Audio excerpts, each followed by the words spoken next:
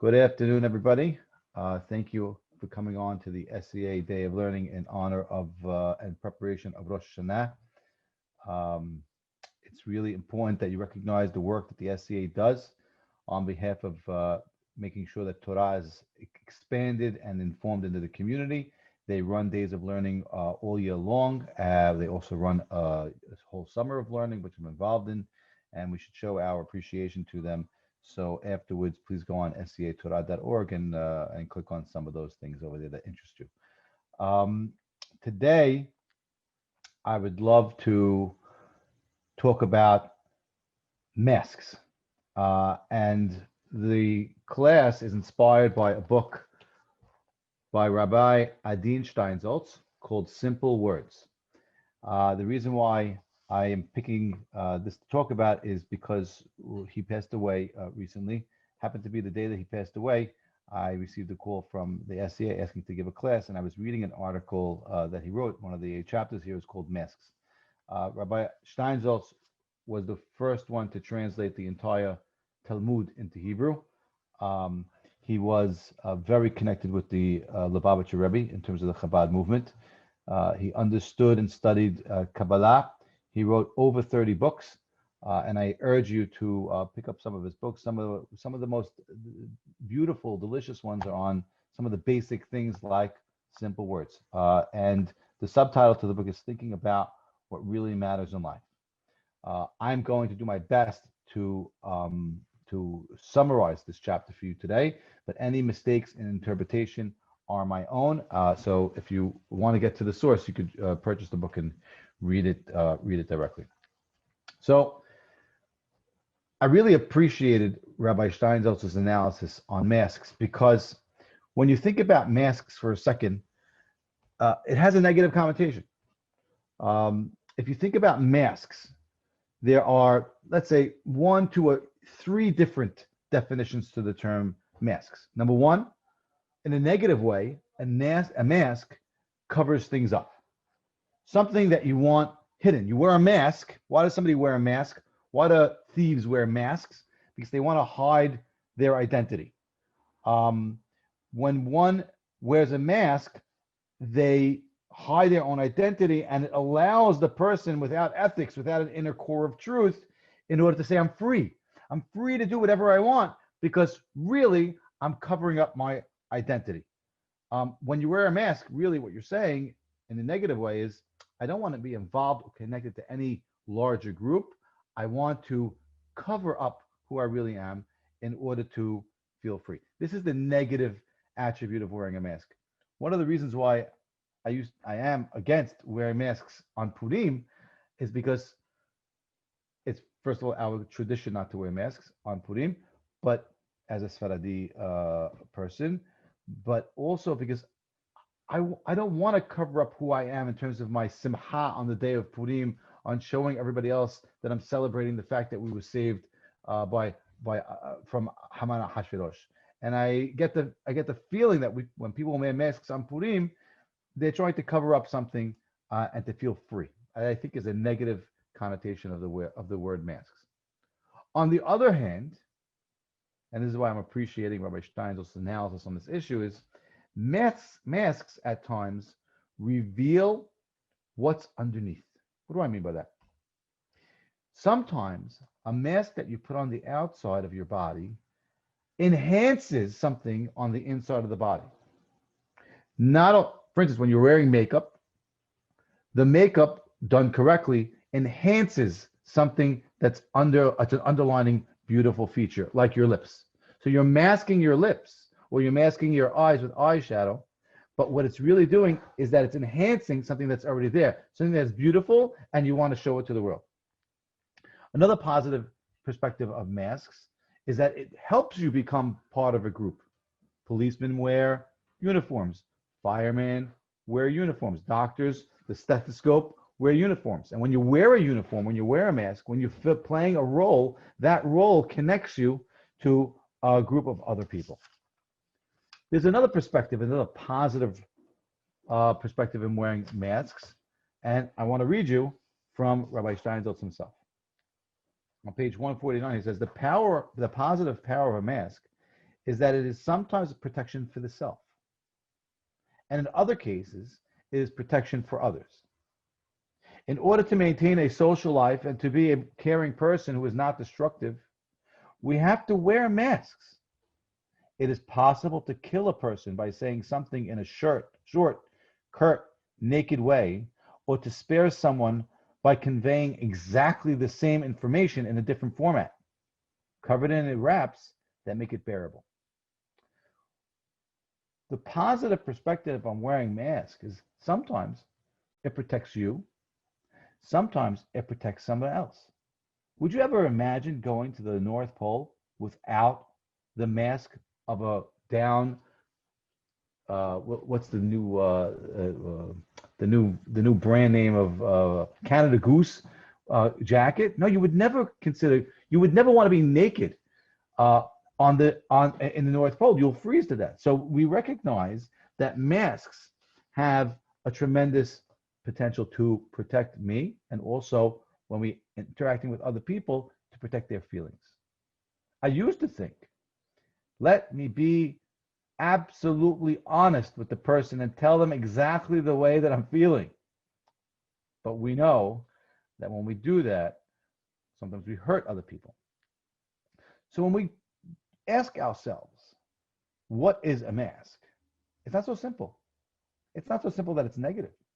It's not so simple that wearing a mask is a bad thing. I used to think that being honest and 100% honest with the person that I'm talking to is a positive thing, but not if you're going to hurt their feelings.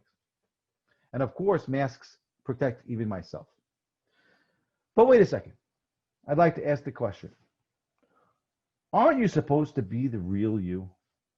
Aren't you supposed to go through life stripping layer upon layer upon layer of nonsense away from you and trying to unearth the real you to get inside? Isn't that the point of psychotherapy?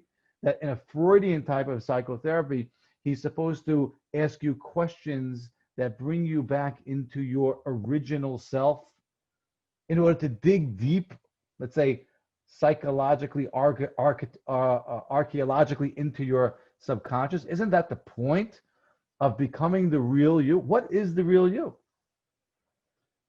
But I ask you a question, to use a metaphor. Let's say we have an onion, and we want to get to the real onion. Where is the real onion? Well, so we reveal the first layer. You know, that's the crunchy stuff on the outside. And then we get to the flesh of the onion, and we reveal another layer, and then another layer, and then where is the real? Let's say we get to the bulb in the middle, and the bulb is that the real onion? I'm not so sure. The real onion was the onion that you bought from the store, and after you reveal layer upon layer upon layer, are you getting to something that's more real than it was when it was bigger?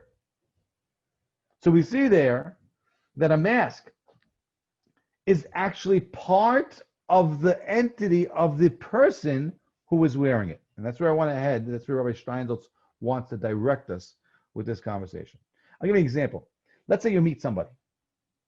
And I'm not trying to get any ulterior motives here, then explain the issue. A boy and a girl are dating. And this is not a class about tzniut at all. So nobody should think that I'm going in that direction. I'm talking about psychology and spirituality. Let's say a boy and a girl are dating, since they want to get to know each other. So you go out for a date. And they're having a nice conversation, and the boy says to the girl, but I really want to get to know you. Does undressing allow you to know the person better than the way they were dressed? Because after the person is undressed, you might be able to say, hey, can I get deeper into your identity? Let's take off this layer of skin, Rabbi Steinsaltz would say. But then what do you have? You have the muscle. Well, is that the real person? Remove the muscle. Then you have the skeleton. Is that the real? What is the real person? When do you actually succeed in getting down to an understanding of who the person is? What layer do you have to take off? So he asks a bigger question. Do you really want to get down to the deepest layer, to the most original layer of the person? Do you want to get all natural? We live in an age now where, we love nature. And yes, we should love nature. We should protect nature, and we should appreciate nature and everything that Hashem gives you. But when you say, I want to eat all natural, is that actually better?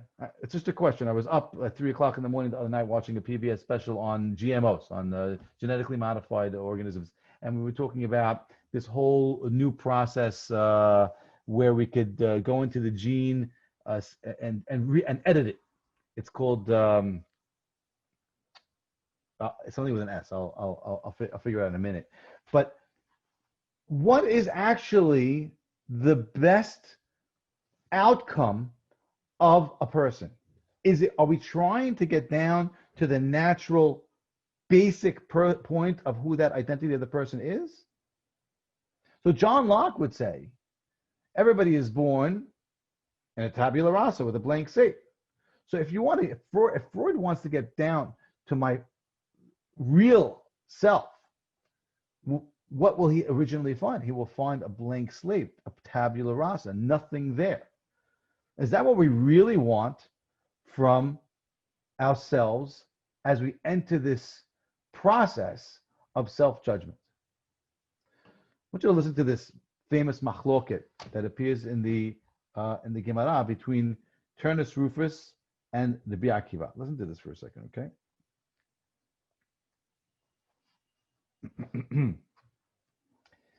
The Roman asked Rabbi Akiva, which is superior, nature or what people make of it? That is, what God does or the handicraft of man? Rabbi Akiva immediately answered, what humans do is superior to what God does. So the Roman asked, can man make heaven and earth? No, said Rabbi Akiva, we cannot create heaven and earth. But when we speak about things that human beings can do, we do it better. Imagine the goal of Rabbi Akiva saying that man could do things better than God. Rabbi Akiva explained to Turnus Rufus, look at a stalk of flax on the one hand and a piece of linen cloth that is made from it. Look at what a sheaf of wheat looks like on one hand and the loaf of bread on the other hand. Which is superior, Rabbi Akiva asked Turnus Rufus. When the Roman came to the impasse, he asked, tell me, why do you circumcise yourself, Rabbi Akiva? Rabbi Akiva answered, I told you, what man does is better than what God does. Essentially, dear listeners, this is a machloket between Judaism and another culture. Turnus Rufus wanted to make the point that the natural world is superior, thus negating the basic premise of Judaism, that humans too bear a responsibility for this world and that they are supposed to, and even commanded, to make it better. The rabbi was not making a joke, nor was his just a tactical move. The Rabbi Akiva's stance had broad implications. The natural object is not necessarily superior object. The natural creature itself, the naked creature, is not always superior creature. The human that is dressed and therefore masked is a different creature and in some ways a superior one.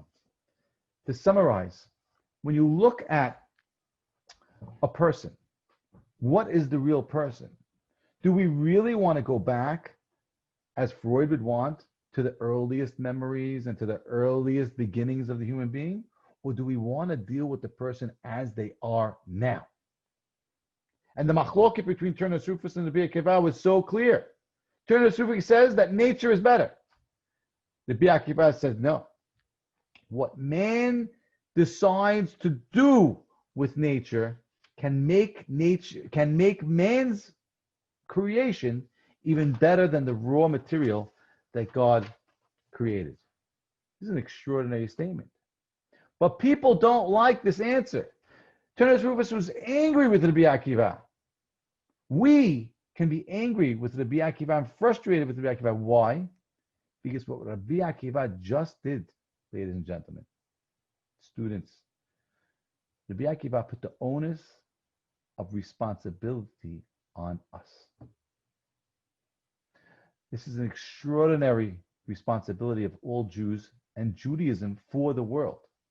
Because a Jew doesn't say, we want to go back to the way it was. No.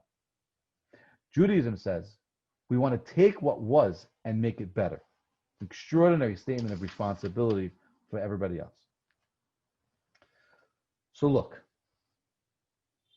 and these are very, very deep concepts that we need to expand a lot on, but we only have a 30-minute class. So there, yes, it's true. In a negative way, masks, as I thought previously, cover up something that's supposed to be hidden. But really, they also reveal and enhance what's underneath, and they also protect the person. Masks are not going anywhere. But masks do change, depending if you're in high school, in college, graduate school, married, you become a spouse, then you become a parent, then you become a grandparent. Each one of those dynamic, ever-changing stages in your life, your masks will change. They will develop. We wear masks all the time.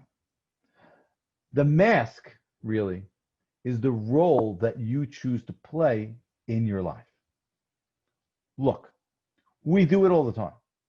The clothes that you wear, the car that you drive, the career you choose, the house that you build, the words you use, the actions you take, the vacations you go on, all of them project an image of what's underneath.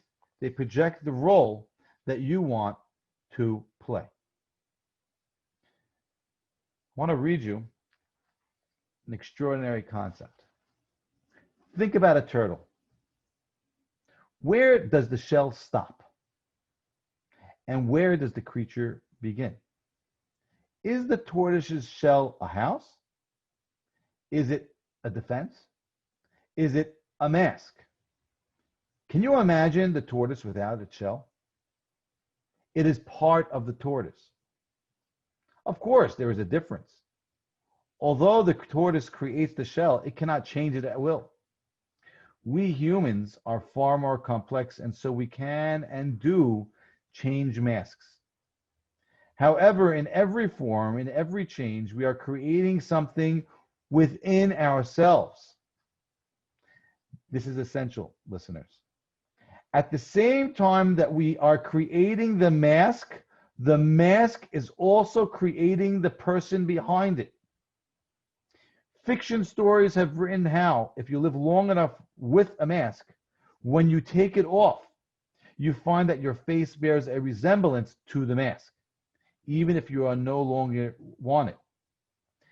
Our masks are not just simple external shells, but something that grows from within and creates. We create and we are created by the masks that we choose.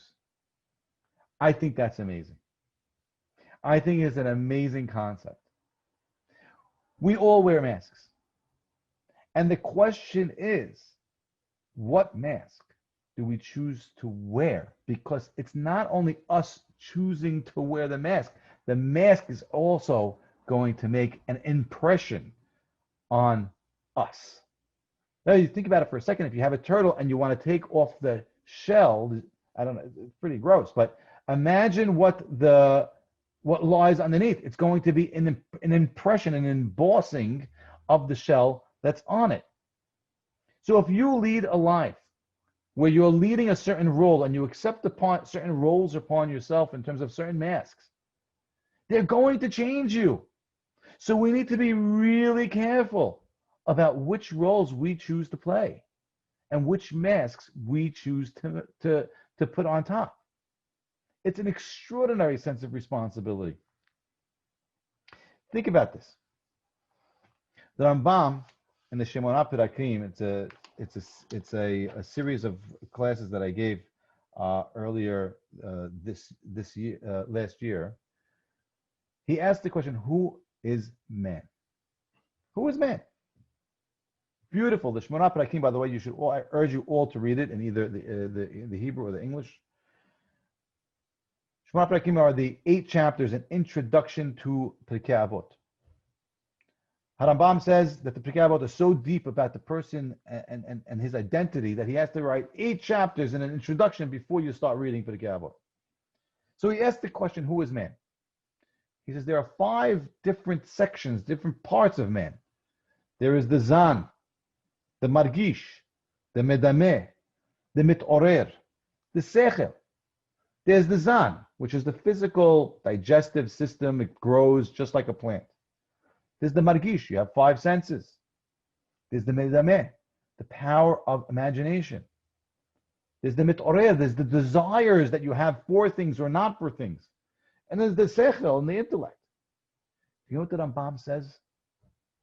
In other religions, they view man as 5 different things and separate and do not integrate with each other. In Judaism, we say all those 5 things make up one composite, integrated human being. So you can't blame your koach hazan for a sin. And you get no credit for the koach hamitorer in those other religions. In Judaism, you are a composite of everything together.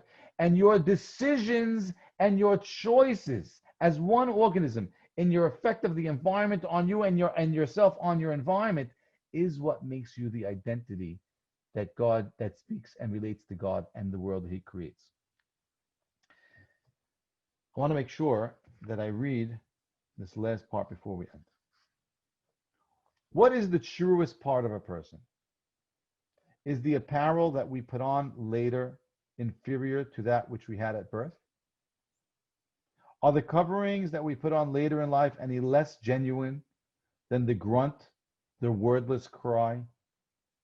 If a person is stripped not only of flesh, but of all of life's acquisitions, culture, language, thoughts, dreams, ideas, down to the level of pure spirit, that will still not distill the essence of the person. Pure spirit is another kind of skeleton. It's not the self. It's not me. This is the point I want to leave you on. The person is also his connection to all these outer things. The biological body and the emotional body. All those things that are generated from within, as well as all those masks that are acquired from others by willful imitation, become part of the feeling of self. The self is a combination, like the Rambam said. And this combined entity contains flesh, blood, feelings, mind, spirit, soul. And the person also includes the masks. This is an extraordinary statement. And he leaves us with a question. Perhaps the real question that we should entertain before and as we enter into Rosh HaShana is not whether a person can or should undress, but rather, what is the best mask to wear? Is one mask superior to another? What is the best way in which to dress my identity so it will seem more elevated? The human being and the dress, the nature and the artifact, the human hand and the tool are all intricately interconnected. Our unique nature as a human being, then, is our capacity to choose our mask, the demon or the angel. When you're standing on Rosh Hashanah, recognizing that God is Melech Melchei Melachim, and you reflect upon the past year, and you think about questions about things that you did right or wrong, the real question is what role did you choose to play in this last year? Did that role make your Creator happy and smile or not? Everybody wears masks. Those masks could be extraordinarily positive by bringing outside something that was very, very deep inside you, the spirit, the neshama, the nefesh that God originally gave you, and that you worked upon to make even better in order to make the world a better place. I wish you all a wonderful Rosh Hashanah. I'm open to questions now for the last 3 minutes. It was so nice to see you. Any questions that you have?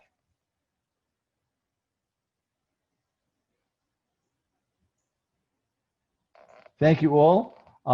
Please, if you'd like to see any of my past recordings, Rabbi Moses Haber on YouTube. We have two seasons of classes that I gave at over the past 2 years. Very, very interesting concepts. Rabbi Moses Haber. Have a great day. To school, and once again, thank you to the SCA for all their support, for helping to spread and inspire people to learn Torah. Please go to their website, scatorah.org, in order to look at what they're offering over there. Thank you. Have a great day, everybody. Thank you, Rabbi. Thanks, Rabbi.